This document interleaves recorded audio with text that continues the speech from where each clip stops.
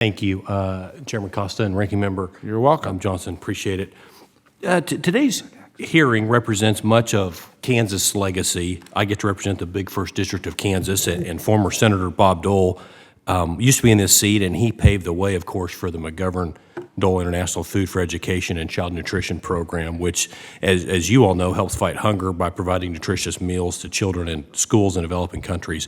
The Origins of Food for Peace program actually came out of the district as well at a County Farm Bureau meeting in southwest Kansas years ago. And so the list of reasons why international trade and food assistance programs like these are important to my district, important to Kansas, and that list goes on and on.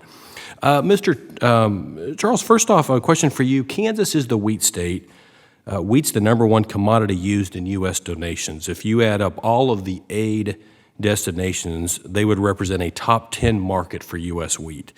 In that same vein, the last 2 farm bills have granted USAID flexibility in implementing aid programs. However, more than half of that funding is from market-based assistance, meaning non-U.S. food. How can USAID prioritize in-kind donations of U.S. commodities like wheat?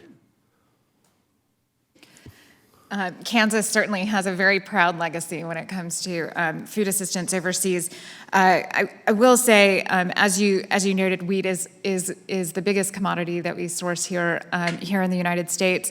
When we look at assistance, we really are looking at how to deliver the most effective assistance, and including how to make sure that that wheat is accompanied by the kind of wraparound services to ensure that it's actually addressing the most critical food security needs, that it's targeted at the most vulnerable, and that they're provided the kind of wraparound nutrition and health services that ensure that can be effective. Great, thank you. And my next question is for you, Administrator Whitley. As you mentioned, the 2018 Farm Bill created International Agriculture Education Fellowship Program, or IAEFP. I applaud USDA's successful launch of IAEFP in Africa, but I'm concerned with USDA's recent decision to relocate IAEFP after only 1 year in a country. While I recognize the need for this type of program in many geographic regions, such a move in the program's 2nd year would undermine, or could undermine, the intent, sustainability, and overall success of the entire program. What do you need from Congress to ensure multi-year sustainability in a particular country so that we don't risk exiting a country prematurely before progress is made and accounted for? Thank you, Congressman Mann. The recent decision to offer ag programming under IEPF to another country, we do think is within the legislative authority of how the program was written.